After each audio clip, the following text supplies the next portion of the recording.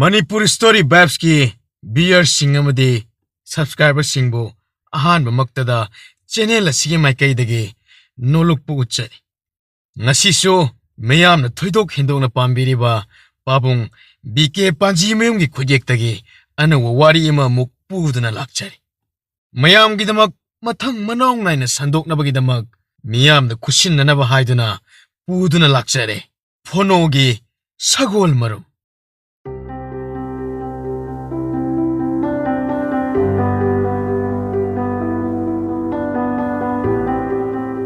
Somda Phono konungda thungkre. Phono lakpagi pau mathang amana amada pinadana sega khekta kai. Ningthau manai masel kayana Phono bu ningthine seba sebi tawi. Zana thaknaba phajana sinduna magi tonganba kaduda magi sagol aduga watha halle. Ningthau gi ayaba yaudana Phono gi kada manai amatta changba yahande. Mapung maray chap chana pharaba sagol mapi ama haibado uwe. Yeng bagi pen manaidre. Maharani ga Raskanya gade Phono gi kadagi sukhen hen kidre. Phono na khalle. Ningthau haibiste yamna chaw boyre. Aiba ningthau mana suk yamna chana luna tawbi basina karigina. Thap kraba ikhogi khungang tana Ningthau ay sagol yeng na bagidamak lagleben. Kari karamba ningthau gi thaurang oiriba. Numidang hek oirakpada ningthau Maharani Raskanya Phono gi kada phaminaduna ngaihak wari sanabagi tanja lauram. Ningthau ga Maharani ga thokre. Raskanya de adum lehore. Mama Maharani na machanupi da ingit tauduna thoki. Madhupumba Raskanya do bhap loinata. Phono na mon kraba ningthau gi phampham dagi hena phajakraba mompak mondum mathaktada phamduna le. Sagol adusu Phono gi manakta kulle. Raskanya na sagol gi masong mana mamai makhut yet oi sangduna paiduna nanduna sane. Majai bima Raskanya Onthok na rasi laina setli chari ba pijol aduga sumat na bagi masak oiraba maithong adana marak ta Phono ade inje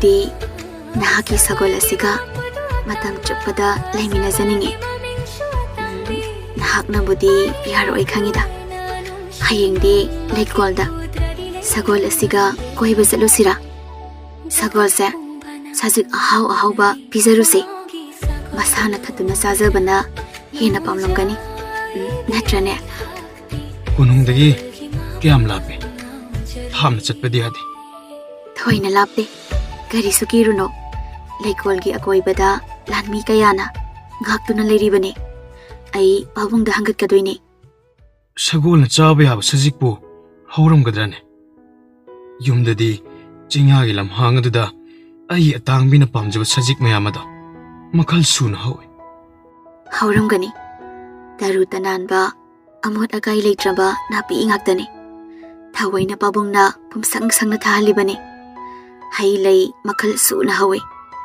lay phaza bakaya salam lani ado aigi sagol se mi punung na pami nuksi amuke hena aigi de thawai ga chap manana khanjari bane nangi sagol se mirol ngangna ba yai hainai aidi amukta udri yengningi nangna kari to honinge nang haining mudo hayo Ay atangbi di adum torok adaw lere tawhan gena atangbi Raskanya na haiba kuding tawgadaba niko to mga kanom ni uredana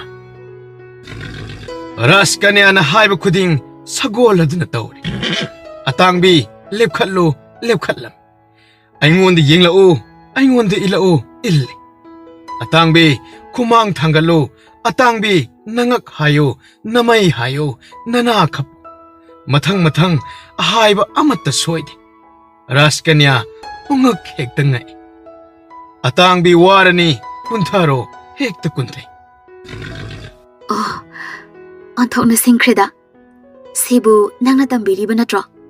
mane aina tambibani tambirabadi sa uchek marul loina thoiduni tinawa gumba chonga moina gumba oirabadi nahana marol ngangladabani sagol oibagi marol thukchadabani khangbadi khangdab amatta yaudre mana mingonda kauthatlu hekta kauthatli wayu hekta waibini madi chen khro adum chengini Adudi, mabu kana amatana phabangam loibo. Aidi nangi sagol sa yamna nungsi. Aduga sagol mapusu yamna nungsi zay. Mabu toina yengning libasina karige.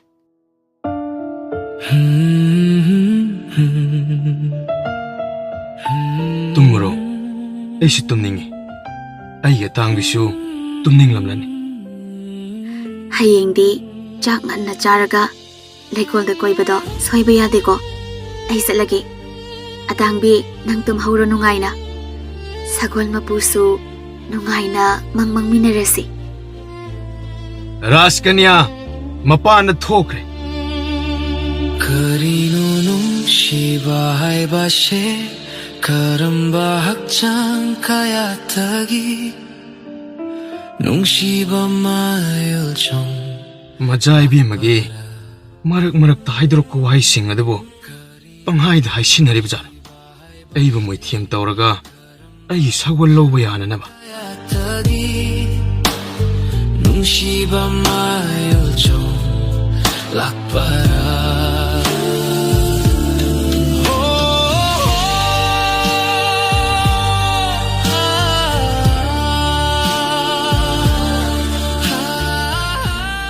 Numidang Mama Maharanida Ponoga Sagol Sienba Laikon the Chatnabagi Pautam Maharani Nasu Ningthau du Wapam Madabutam Ningthong Nasu Ayaba Pi Laptakna Ponoga Sagol Gangak Sienaba Manai Karada Yathang Dogre Chak Nganna Thongandana Ponoga Raskanyagado Sagol Mang Thanduna Laikon Tamna Chatkre Chao kraba haiko lekoi Pajana sem saraba Tien manana kaklaba pambi parengi marakta Makhal matsugi laina suna Saat Makhal makhalgi hai pali Yeng bada punogi wakal Umna ugnokri Hairang lairang na thalaba Laiko laduda Sajik apa apa bahawriba do Atang bin sajara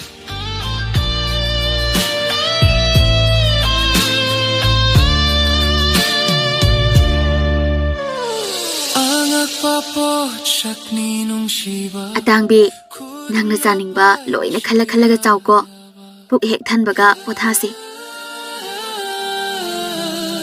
Angak papo chakni nung shiba Kudna pai basuya daba Mitna uba sungam daba Yaure haiba di makangba Chao kraba laiko lado Yenglu ba mai kai khuding pukning hu ba ngakta Asuk yamna chao kraba phaja kraba laiko lado kana su ubidana lairibani Haigi manamna laigi manamna taibang jibagi pukning tikhat hallibani Adugum haikol amagi manungda phonoga Raskanyaga tapna ikoi na chatmi Raskanyana phono da haining apumba amatta khaktana haina ba hairabasu phono na Raskanyagi pukning penaba wahai amatta pau hairamde supna tagi majai bi mana hangba haiba wahaigi paukhum tamakpi pung khara chatlabagi tungda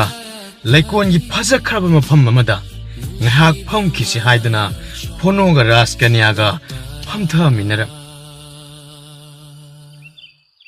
Namit taritagi hena leiba yaroidra Karigino Supnagi namit tariyani tamak leidoide Yumdasu ima ipagi awatpa karisu leiramloi Kari thabak leiduna asuk kuhina lakdraga ꯈꯔ ꯀꯨꯏꯅ ꯂꯩꯈꯤꯁꯤ ꯑꯩꯗꯤ ꯅꯨꯃꯤꯠ 8ꯅꯤꯇꯃꯛ ꯂꯩꯅꯤ ꯍꯥꯏꯈꯤꯕꯗꯨꯗꯤ ꯑꯃꯨꯛ ꯂꯥꯛꯀꯦ ꯂꯥꯛꯄꯗꯤ ꯂꯥꯛꯀꯅꯤ ꯉꯥꯏꯕꯗ ꯌꯥꯝꯅ ꯋꯥꯏ ꯑꯗꯣ ꯅꯪꯒꯤ ꯁꯒꯣꯜ ꯑꯁꯦ ꯄꯥꯝꯕꯗꯤ ꯌꯥꯝꯅ ꯄꯥꯝꯃꯤ ꯂꯧꯕꯁꯨ ꯌꯥꯔꯣꯏ ꯅꯪꯅ ꯍꯟꯈ꯭ꯔꯕꯁꯨ ꯁꯒꯣꯜꯁꯦ ꯅꯨꯃꯤꯠ ꯈꯔ ꯀꯣꯅꯨꯡꯗ ꯊꯝꯂꯝꯕꯗꯤ ꯌꯥꯕꯅꯤ ꯑꯩꯅ ꯅꯨꯡꯇꯤꯒꯤ ꯁꯦꯟꯕꯤꯒꯦ ꯌꯥꯔꯣꯏꯗ꯭ꯔꯅꯦ ꯃꯥꯗꯤ ꯑꯩ ꯌꯥꯎꯗꯅ ꯉꯥꯏꯍꯥꯛꯇ ꯂꯩꯌꯨ ꯌꯥꯔꯣꯏꯗ ꯑꯩꯁꯨ ꯁꯒꯣꯜ ꯌꯥꯎꯗꯅ ꯃꯤꯀꯨꯞ ꯑꯃ ꯐꯥꯎꯕ ꯂꯩꯕ ꯉꯝꯃꯣꯏ ꯑꯗꯨꯅꯅꯤ ꯅꯪꯒꯤ ꯁꯒꯣꯜꯁꯤꯗꯤ ꯑꯍꯨꯕ ꯃꯤꯄꯨꯝ ꯈꯨꯗꯤꯡꯅ ꯄꯥꯝꯗꯕ ꯀꯜꯂꯛꯇꯕ ꯌꯥꯎꯗꯦ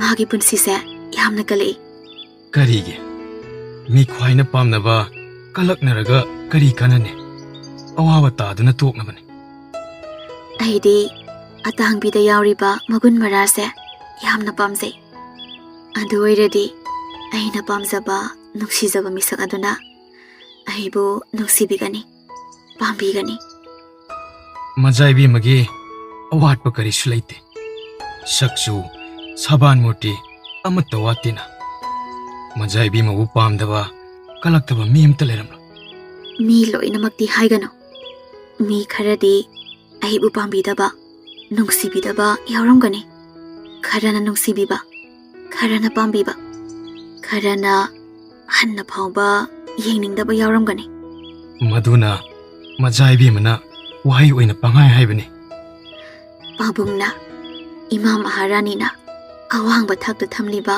ꯅꯍꯥꯛꯁꯨ ꯑꯩꯕꯨ ꯄꯥꯝꯗꯕ ꯅꯨꯡꯁꯤꯗꯕ ꯃꯤ ꯀꯥꯡꯂꯨꯞ ꯑꯗꯨꯗ ꯌꯥꯎꯔꯝꯒꯅꯤ ꯑꯩꯕꯣ ꯑꯩꯅ ꯍꯥꯟꯅ ꯈꯪꯉꯤ ꯅꯍꯥꯛꯅ ꯑꯩꯕꯨ ꯀꯔꯤꯁꯨ ꯈꯟꯗꯦ ꯑꯗꯨꯅꯕꯨ ꯑꯩꯅ ꯍꯥꯏꯖꯕ ꯇꯥꯕꯤꯗ꯭ꯔꯤꯕꯅꯤ ꯅꯪꯅ ꯍꯥꯏꯕ ꯇꯥꯕꯗꯨꯅꯕꯨ ꯑꯩꯅ ꯀꯣꯅꯨꯡ ꯑꯁꯤꯗ ꯑꯩꯒꯤ ꯄꯥꯝꯃꯨꯖꯈ꯭ꯔꯕ ꯁꯒꯣꯜ ꯑꯇꯥꯡꯕꯤꯁꯤꯒ ꯄꯨꯟꯅ ꯄꯨꯗꯨꯅ ꯂꯥꯛꯂꯤꯕꯁꯤꯗꯤ ꯑꯗꯨꯗꯤ ꯄꯥꯕꯨꯡꯅ ꯀꯟꯅ ꯍꯥꯏꯕꯗꯒꯤ ꯌꯥꯔꯛꯄꯅꯤ ꯃꯖꯥꯏꯕꯤꯃꯅ ꯆꯠꯂꯝꯗꯥꯏꯗ ꯀꯔꯤ ꯍꯥꯏꯅꯈꯤꯕ ꯑꯩꯗꯤ ꯏꯅꯤꯡꯊꯧꯗ ꯑꯌꯥꯕ ꯄꯤꯈꯤꯗꯦ ꯁꯣꯏꯗꯅ ꯅꯣꯡꯃ ꯂꯥꯛꯀꯅꯤ ꯍꯥꯏꯈꯤꯕꯗꯣ ꯃꯖꯥꯏꯕꯤꯃꯗ ꯅꯠꯇ꯭ꯔꯅꯦ ꯑꯗꯨꯗꯤ ꯅꯍꯥꯛꯁꯨ ꯑꯩꯕꯨ ꯅꯨꯡꯁꯤꯕꯤꯕ ꯃꯤ ꯀꯌꯥꯒꯤ ꯃꯔꯛꯇ ꯌꯥꯎꯔꯕꯒꯨꯝꯂꯦ ꯅꯠꯇ꯭ꯔꯥ ꯂꯩꯕꯥꯛ ꯑꯃꯒꯤ ꯅꯤꯡꯊꯧꯒꯤ ꯃꯖꯥꯏꯕꯤꯃꯕꯨ ꯂꯨꯅ ꯀꯤꯅ ꯈꯟꯅꯕ ꯉꯥꯛꯇꯅꯤ ꯅꯪꯁꯨ ꯑꯩꯕꯨ ꯀꯤꯅ ꯈꯟꯕ꯭ꯔꯅꯦ ꯑꯩꯗꯤ ꯂꯣꯏꯅꯃꯛꯀꯤ ꯅꯤꯡꯊꯧ ꯑꯃꯗꯤ ꯅꯤꯡꯊꯧꯒꯤ ꯀꯣꯅꯨꯡꯗ ꯂꯩꯔꯤꯕ ꯄꯨꯝꯅꯃꯛꯁꯦ ꯑꯃꯠꯇ ꯁꯤꯊꯗꯅ ꯀꯤ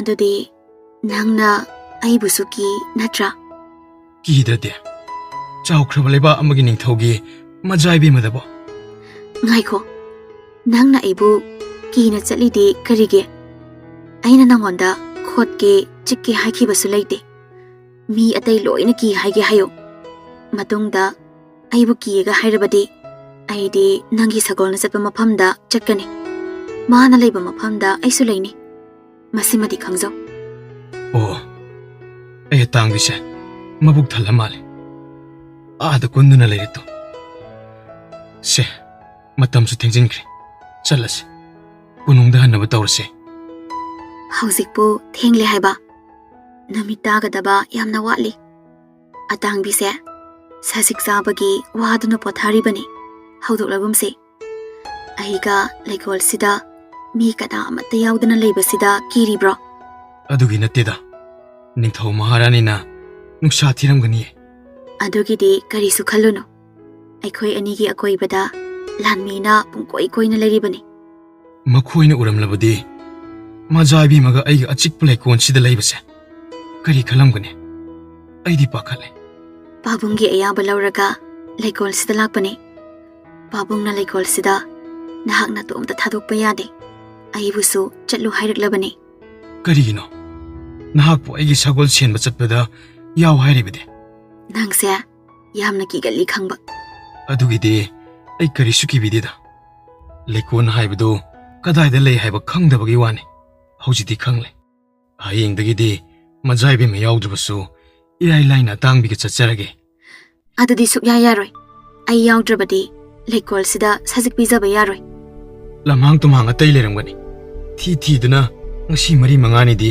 ꯃꯕꯨꯛ ꯊꯟꯅꯕ ꯄꯤꯖꯕ ꯇꯥꯔꯦꯗꯅ ꯑꯩꯕꯨ ꯌꯥꯎꯍꯟꯅꯤꯡꯗ꯭ꯔꯒ ꯌꯥꯎꯍꯟꯅꯤꯡꯗꯦ ꯍꯥꯏꯌꯨ ꯁꯦꯡꯅ ꯀꯔꯤꯒꯤ ꯑꯇꯥꯡꯕꯤꯕꯨ ꯂꯝꯍꯥꯡ ꯇꯨꯝꯍꯥꯡꯗ ꯁꯖꯤꯛ ꯄꯤꯖꯗꯣꯏꯅꯣ ꯑꯩꯗꯤ ꯅꯪꯅ ꯂꯥꯛꯀꯅꯨ ꯍꯥꯏꯔꯕꯁꯨ ꯅꯨꯡꯇꯤꯒꯤ ꯂꯥꯛꯀꯅꯤ ꯅꯪꯅ ꯑꯩꯒ ꯆꯠꯃꯤꯟꯅꯅꯤꯡꯗ꯭ꯔꯕꯁꯨ ꯑꯩ ꯏꯇꯣꯝꯇꯅ ꯑꯇꯥꯡꯕꯤ ꯄꯨꯔꯒ ꯂꯩꯀꯣꯜꯗ ꯆꯠꯀꯅꯤ. ꯉꯁꯤ 4-5ꯅꯤꯗ ꯉꯥꯏꯔꯦ ꯂꯩꯒꯦ ꯂꯩꯔꯕꯗ. ꯂꯩꯕꯥꯛ ꯑꯃꯒꯤ ꯅꯤꯡꯊꯧꯒꯤ ꯃꯆꯥꯅꯨꯄꯤꯅꯤ. ꯃꯖꯥꯏꯕꯦꯝꯃꯅ ꯍꯥꯏꯕꯗ ꯑꯩꯅ ꯀꯔꯤꯁꯨ ꯌꯦꯠꯄ ꯉꯝꯖꯗꯦ. ꯑꯇꯥꯡꯕꯤ! ꯑꯇꯥꯡꯕꯤ! ꯆꯠꯂꯁꯤ ꯂꯥꯛꯑꯣ! ꯐꯣꯅꯣꯒꯤ ꯈꯣꯟꯖꯦꯜ ꯇꯥꯕꯗ ꯁꯒꯣꯜ ꯑꯗꯨ ꯐꯨꯛ ꯍꯧꯒꯠꯇꯨꯅ ꯆꯦꯜꯂꯛꯏ. ꯃꯗꯨ ꯎꯕꯗ ꯔꯥꯖꯀꯟꯌꯥꯅ ꯊꯋꯥꯏ ꯇꯥꯅ ꯌꯦꯡꯉꯤ. ꯑꯃꯨꯛꯀ ꯍꯦꯟꯅ ꯅꯨꯡꯁꯤꯔꯛꯏ ꯁꯒꯣꯜ ꯑꯗꯨ. ꯆꯠꯂꯁꯤ. ꯑꯇꯥꯡꯕꯤ, ꯅꯪꯒꯤ ꯃꯄꯨꯁꯦ ꯃꯕꯨꯛ ꯌꯥꯝꯅ ꯐꯠꯇꯦ. ꯃꯗꯨ ꯇꯥꯕꯗ ꯁꯒꯣꯜ ꯑꯗꯨ ꯌꯥꯅꯤꯡꯗꯦ ꯍꯥꯏꯔꯤꯕ ꯃꯥꯜꯂꯦ. ꯃꯉꯛꯇꯨ ꯍꯥꯏꯔꯛꯂꯝꯃꯤ. ꯑꯇꯥꯡꯕꯤꯁꯦ ꯃꯥꯒꯤ ꯃꯄꯨ ꯃꯕꯨꯛ ꯐꯠꯇꯦ ꯍꯥꯏꯕ ꯌꯥꯅꯤꯡꯗꯕ ꯑꯣꯏꯔ ꯃꯥꯜꯂꯦ. ꯃꯉꯛꯀꯁꯨ ꯍꯥꯏꯔꯤ. ꯐꯥꯒꯤ ꯇꯧꯕꯅꯤꯗ ꯑꯇꯥꯡꯕꯤ, ꯁꯥꯎꯕ꯭ꯔꯅꯦ? ꯂꯩꯕꯥꯛ ꯑꯁꯤꯗ ꯂꯩꯔꯤꯕ ꯄꯥꯈꯪ ꯃꯌꯥꯝꯗꯒꯤ ꯑꯇꯥꯡꯕꯤ ꯅꯪꯒꯤ ꯃꯄꯨꯅ ꯈ꯭ꯋꯥꯏꯗꯒꯤ ꯏꯍꯦꯟ ꯍꯦꯜꯂꯤ ꯐꯕ, ꯅꯨꯡꯁꯤꯕꯁꯨ ꯈ꯭ꯋꯥꯏꯗꯒꯤ ꯍꯦꯜꯂꯤ. ꯑꯩ ꯁꯒꯣꯜꯒꯤꯗꯃꯛ ꯑꯩꯕꯨ ꯃꯤꯄꯨꯝ ꯈꯨꯗꯤꯡꯅ ꯅꯨꯡꯁꯤ ꯍꯥꯏꯔꯤꯕꯅꯤ. ꯑꯩꯁꯨ ꯈꯪꯉꯤ. ꯁꯒꯣꯜ ꯃꯄꯨꯗ ꯅꯨꯡꯁꯤ ꯄꯥꯝꯃꯤ ꯍꯥꯏꯕ ꯉꯝꯗꯕꯒꯤ ꯁꯒꯣꯜꯗ ꯑꯣꯏꯅ ꯅꯨꯡꯁꯤ ꯍꯥꯏꯖꯤꯟꯕꯅꯤ ꯈꯪꯕ꯭ꯔꯥ? ꯊꯃꯣꯏ ꯄꯥꯟꯗꯕ, ꯃꯤꯅꯨꯡꯁꯤ ꯈꯪꯗꯕ, ꯁꯒꯣꯜꯗ ꯈꯛꯇꯃꯛ ꯅꯨꯡꯁꯤꯕ. ꯑꯩꯕꯨ ꯃꯤꯅꯨꯡꯁꯤ ꯈꯪꯗꯦ ꯍꯥꯏꯕ? ꯑꯩꯁꯨ ꯃꯤꯅꯤ. ꯑꯩꯒꯤꯁꯨ ꯊꯃꯣꯏ ꯌꯥꯎꯔꯝꯒꯅꯤ. ꯑꯗꯨꯗꯤ ꯐꯔꯦ. ꯊꯃꯣꯏ ꯌꯥꯎꯔꯕꯗꯤ ꯐꯔꯦ, ꯆꯠꯂꯁꯤ. ꯀꯣꯅꯨꯡ ꯍꯦꯛ ꯌꯧꯕꯒ ꯃꯅꯥꯏ ꯃꯁꯦꯜ ꯃꯌꯥꯝ ꯆꯪꯗꯨꯅ ꯑꯇꯥꯡꯕꯤꯕꯨ ꯏꯔꯨꯖꯕꯤꯔꯦ, ꯇꯩꯊꯣꯛꯄꯤꯔꯦ, ꯅꯥꯟꯊꯣꯛꯄꯤꯔꯦ. ꯃꯗꯨ ꯄꯨꯝꯕ ꯅꯤꯡꯊꯧꯒ ꯃꯍꯥꯔꯥꯅꯤꯒ ꯊꯋꯥꯏ ꯇꯥꯅ ꯌꯦꯡꯖꯩ. ꯃꯍꯥꯔꯥꯅꯤ ꯃꯖꯥꯏꯕꯤ ꯑꯃꯒꯤ ꯀꯥꯗ ꯂꯥꯛꯇꯨꯅ ꯐꯣꯅꯣꯒ ꯂꯩꯀꯣꯟꯅ ꯆꯠꯂꯨꯕꯒꯤ ꯋꯥꯔꯤ ꯍꯪꯉꯤ. ꯅꯠꯇꯦ, ꯋꯥꯔꯤ ꯁꯥꯟꯅꯕꯕꯨ ꯅꯤꯡꯊꯤꯅ ꯁꯥꯟꯅꯕ ꯌꯥꯕ꯭ꯔꯣ? ꯑꯗꯨꯒꯤꯗꯤ ꯐꯖꯅ ꯁꯥꯟꯅꯕ ꯌꯥꯏ. ꯃꯆꯪ ꯑꯣꯏꯕ ꯉꯥꯛꯇ ꯅꯠꯇ꯭ꯔꯕꯗꯤ ꯑꯇꯩ ꯀꯣꯏꯊꯣꯛꯅ ꯉꯥꯡꯗꯦ. ꯑꯗꯨꯗꯤ ꯁꯒꯣꯜ ꯀꯣꯅꯨꯡꯗ ꯊꯝꯕꯒꯤ ꯋꯥꯗꯨ ꯏꯄꯟ ꯄꯟꯗꯕ꯭ꯔꯥ? ꯄꯪꯄꯟꯗ ꯄꯟꯕ ꯌꯥꯕ꯭ꯔꯣ? ꯋꯥꯔꯤ ꯑꯃꯨꯛ ꯁꯥꯟꯅꯔꯛꯄꯗ ꯃꯔꯛꯇ ꯃꯇꯥꯡ ꯆꯥꯅ ꯍꯥꯏꯕ ꯅꯠꯇ꯭ꯔꯕꯗꯤ ꯃꯥꯒꯤ ꯁꯒꯣꯜ ꯑꯗꯣ ꯄꯥꯝꯗꯨꯅ ꯑꯩꯈꯣꯏꯅ ꯊꯣꯛ ꯇꯧꯁꯤꯟꯅꯗꯨꯅ ꯃꯥꯕꯨ ꯐꯥꯅꯅꯕ ꯍꯣꯠꯅꯕ ꯃꯥꯜꯂꯣꯏꯗ꯭ꯔꯥ? ꯍꯣꯏꯅꯦ, ꯑꯗꯨꯁꯨ ꯆꯨꯝꯃꯤꯅꯤ. ꯅꯨꯄꯥ ꯄꯥꯈꯪ ꯑꯃꯕꯨ ꯏꯔꯥꯏ ꯂꯥꯏꯅ ꯃꯥꯒꯤ ꯊꯃꯣꯏꯕꯨ ꯖꯣꯏ ꯇꯧꯕ ꯉꯝꯅꯕ ꯃꯁꯛ ꯏꯆꯥꯅꯨꯄꯤꯗ ꯋꯥꯠꯇꯦ. ꯏꯆꯥꯒꯤ ꯀꯔꯤ ꯋꯥꯠꯂꯤ? ꯃꯁꯛ ꯃꯇꯧ, ꯁꯕꯥ ꯅꯨꯡꯕꯥꯟ, ꯆꯨꯡ ꯐꯤꯔꯥꯜ ꯋꯥꯡꯅ ꯐꯖꯕꯤꯅꯤ. ꯅꯪꯒꯤ ꯍꯥꯏꯕꯕꯨ ꯅꯪꯒꯤ ꯅꯁꯥꯒꯤ ꯀꯦꯊꯕ, ꯅꯧꯊꯕ, ꯀꯅꯥꯒꯤ ꯄꯨꯛꯅꯤꯡ ꯃꯔꯥꯡ ꯍꯧꯍꯟꯕ, ꯋꯥꯈꯜ ꯄꯨꯛꯅꯤꯡ ꯃꯌꯣꯜ ꯆꯣꯡꯍꯟꯅꯕ ꯅꯨꯄꯤ ꯑꯣꯏꯕꯤꯒꯤ ꯊꯧꯅꯥ ꯄꯨꯊꯣꯛꯄꯗꯨꯅꯤ ꯗꯔꯀꯥꯔ ꯂꯩꯔꯤꯕ. ꯑꯗꯨꯛ ꯀꯨꯏꯔꯕ ꯃꯇꯝꯗꯨ ꯂꯩꯀꯣꯜꯗ ꯅꯈꯣꯏ ꯑꯅꯤꯗꯁꯨ ꯂꯩꯔꯤꯕ. ꯍꯧꯖꯤꯛ ꯐꯣꯅꯣꯒꯤ ꯅꯨꯡꯁꯤ ꯌꯦꯅꯤꯡ ꯍꯨꯜꯍꯟꯕ ꯉꯝꯗ꯭ꯔꯤꯕ꯭ꯔꯥ? ꯏꯃꯥꯅ ꯄꯣꯛꯉꯩꯗꯒꯤ ꯃꯄꯥꯟꯒꯤ ꯁꯪꯁꯥꯔꯁꯨ ꯎꯍꯟꯗ꯭ꯔꯕ, ꯀꯣꯅꯨꯡ ꯃꯅꯨꯡꯗ ꯆꯍꯤ 13-18 ꯐꯥꯎꯕ ꯕꯣꯟꯗ ꯌꯣꯛꯄ ꯆꯦꯛꯂꯥꯒꯨꯝ ꯐꯥꯖꯤꯟꯗꯨꯅ ꯊꯝꯕꯤꯔꯕ ꯑꯩꯅ ꯃꯇꯝꯒꯤ ꯁꯥꯕꯤ ꯁꯥꯅꯧꯒꯤ ꯏꯊꯛ ꯏꯔꯥꯡ ꯇꯧꯕꯗꯤ ꯀꯔꯝꯅ ꯍꯩꯔꯨꯅꯤ? ꯄꯥꯈꯪ ꯀꯅꯥ ꯑꯃꯒꯁꯨ ꯋꯥꯔꯤ ꯁꯥꯅꯔꯨꯗꯦ. ꯏꯃꯥꯟꯅꯕꯤ ꯏꯇꯥꯔꯣꯏ ꯑꯃꯠꯇꯒ ꯅꯨꯡꯁꯤ ꯁꯤꯂꯣꯛꯅꯕꯒꯤ ꯋꯥꯔꯤꯁꯨ ꯇꯧꯔꯨꯗꯦ. ꯑꯩꯅ ꯁꯅꯥ ꯀꯣꯅꯨꯡ ꯂꯥꯟꯅ ꯈꯔ ꯇꯥꯝꯅ ꯆꯠꯄ ꯐꯪꯖꯔꯤꯕꯗꯤ ꯄꯥꯕꯨꯡꯒ ꯂꯣꯏꯅꯅ ꯐꯣꯅꯣꯒꯤ ꯈꯨꯡꯒꯪ ꯑꯗꯨꯗ ꯆꯠꯄꯗꯨꯅ ꯑꯍꯥꯟꯕꯅꯤ. ꯑꯗꯨꯒ ꯑꯩꯒꯤ ꯆꯍꯤ ꯂꯦꯡꯒꯥ ꯑꯣꯏꯕ ꯏꯟꯈꯠꯂꯛꯄꯗ ꯉꯥꯏꯔꯤꯕ ꯄꯥꯈꯪ ꯑꯃꯒ ꯋꯥꯔꯤ ꯁꯥꯕ ꯐꯪꯖꯕꯁꯨ ꯉꯁꯤ ꯂꯩꯀꯣꯟꯗ ꯆꯠꯂꯨꯕ ꯑꯁꯤ ꯈꯛꯇꯅꯤ. ꯄꯨꯟꯁꯤꯒꯤ इहान हानबा लमलानबा पाखंग अमगा चिकने चटमिनबा फमिनबा वारी वताई सानबा फंगजबसु ngasi खक्तनी ngasi na ahanbani जौबनगी पुनसिगी थेंगनागदबा नुंगसी नुंगोनगी parasu konungda चाउरपिनी निंगथौगी मचानुपीनी हाइदुना मसा मथंता खंगजबसु यारोय नती नंगबु करी करी दे हाइबा होख्रे औत तमुदना करी करी हाइखिबा लोइना काउख्रेदा अदुबु इमादा तमखिद्रो आइना सुमाइनादी हाइखि फोनोना भाब तारमगद्रा तारमोइद्रा हाइबदी खंग्रे आइदी फोनो नंगी सगोल से यामना नुंगसी अदुगा सगोल सिगी मपु अदुसु नुंगसीजे कदाइदगी तमलुरी नुइसादी मदु यामना फजख्रे ꯈꯔ ꯈꯔ ꯃꯁꯤꯗꯒꯤ ꯇꯤꯀꯤ ꯃꯩ ꯁꯨꯕꯒꯨꯝ ꯅꯨꯡꯁꯤ ꯃꯩꯔꯤꯗꯣ ꯆꯨꯕ ꯂꯦꯞꯀꯅꯨ. ꯑꯩ ꯂꯣꯏꯅ ꯈꯪꯉꯤ. ꯅꯪ ꯍꯧꯔꯦ ꯃꯇꯥꯒꯨꯝ ꯃꯇꯥꯡ ꯆꯥꯗꯅ ꯑꯩꯕꯨ ꯅꯨꯡꯁꯤꯕ ꯄꯣꯛꯅꯕꯅꯤ ꯍꯥꯏꯗꯨꯅ ꯄꯪꯍꯥꯏꯗ ꯍꯥꯏꯖꯤꯜꯂꯨꯔꯒ ꯃꯥꯕꯨ ꯂꯛꯅꯕ ꯐꯥꯒꯤ ꯇꯧꯕꯤꯕ ꯃꯥꯟꯈꯤꯅꯤ. ꯅꯪꯅ ꯉꯝꯗ꯭ꯔꯦꯗꯅ ꯏꯃꯥꯅ ꯃꯇꯦꯡ ꯄꯥꯡꯒꯅꯤ. ꯃꯥꯕꯨ ꯏꯆꯥꯒꯤ ꯑꯃꯗꯤ ꯑꯩꯈꯣꯏꯒꯤ ꯑꯣꯏꯗꯕ ꯌꯥꯗꯦ. ꯃꯍꯥꯛ ꯇꯁꯦꯡꯅ ꯅꯤꯡꯊꯧ ꯑꯣꯏꯕꯗ ꯃꯇꯤꯛ ꯆꯥꯔꯕ ꯃꯤꯁꯛꯅꯤ. ꯉꯁꯤ ꯅꯨꯃꯤꯠ 6-7 ꯂꯩꯔꯒ ꯃꯍꯥꯛꯀꯤ ꯈꯨꯡꯒꯪꯗ ꯑꯃꯨꯛ ꯍꯟꯈꯤꯅꯤ. ꯈꯪꯗꯦ, ꯅꯪꯅ ꯊꯣꯛꯄ ꯇꯧꯔꯒꯅꯦ ꯊꯨꯅ ꯑꯃꯨꯛ ꯂꯥꯛꯍꯟꯒꯗꯕ. ꯈꯪꯉꯦꯗꯅ? ꯑꯁꯨꯝꯅ ꯃꯃꯥ ꯃꯍꯥꯔꯥꯅꯤꯒ ꯃꯖꯥꯏꯕꯦꯝꯃꯒ ꯅꯨꯡꯉꯥꯏꯔꯕ ꯋꯥꯈꯜꯒꯤ ꯏꯄꯥꯛꯇ ꯏꯔꯣꯏꯈ꯭ꯔꯦ. ꯐꯣꯅꯣꯁꯨ ꯈꯥꯝꯕ ꯌꯥꯔꯔꯣꯏꯗꯕ ꯏꯁꯣꯔꯅ ꯁꯦꯝꯂꯛꯄ ꯈꯨꯠꯁꯦꯝꯗ ꯌꯥꯎꯖꯔꯕ ꯆꯍꯤ ꯃꯇꯥꯡꯒꯤ ꯂꯥꯛꯄ ꯏꯊꯤꯜ ꯏꯅꯣꯠ ꯊꯦꯡꯅꯔꯤꯕꯅꯤ.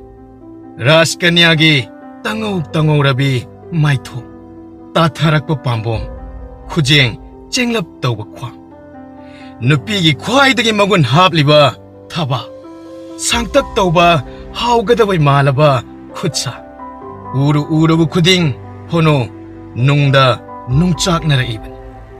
ꯀꯌꯥꯗ ꯀꯟꯈ꯭ꯔꯕ ꯁꯥꯐꯨꯅꯣ ꯃꯇꯝꯅ ꯂꯥꯛꯂꯕꯗ ꯀꯥꯟꯊꯣꯛꯇꯨꯅ ꯆꯠꯄ ꯉꯝꯂꯔꯣꯏꯗꯕ ꯇꯥꯡꯀꯛ ꯑꯃꯗ ꯉꯁꯤꯗꯤ ꯐꯣꯅꯣ ꯑꯁꯤ ꯃꯖꯥꯏꯕꯦꯝꯃꯒꯤ ꯅꯤꯡꯊꯤꯔꯕꯤ ꯁꯛꯇꯝ ꯀꯂꯛꯅꯐꯝ ꯑꯣꯏꯔꯕꯤ ꯁꯕꯥꯟꯗꯨ ꯈꯛꯇ ꯅꯠꯇꯅ ꯑꯃꯨꯛꯁꯨ ꯅꯨꯡꯁꯤꯔꯕ ꯈꯣꯏꯊꯨꯝꯂꯕ ꯑꯃ꯭ꯔꯤꯠꯇ ꯆꯦꯜꯂꯕ ꯋꯥꯍꯩ ꯃꯤꯅꯣꯛ ꯃꯤꯠꯌꯦꯡꯗ ꯆꯤꯟꯕꯥꯟ ꯀꯥꯡꯅ ꯐꯣꯡꯗꯣꯛꯇ꯭ꯔꯕꯁꯨ ꯃꯁꯥ ꯄꯨꯝꯕ ꯂꯦꯡꯕ ꯉꯝꯗꯅ ꯔꯥꯖꯀꯟꯌꯥꯒꯤ ꯅꯨꯡꯁꯤꯕ ꯑꯄꯥꯝꯕꯒꯤ ꯏꯔꯣꯜ ꯅꯨꯡꯗ ꯏꯔꯥꯛꯅꯕꯒꯨꯝꯈ꯭ꯔꯦ.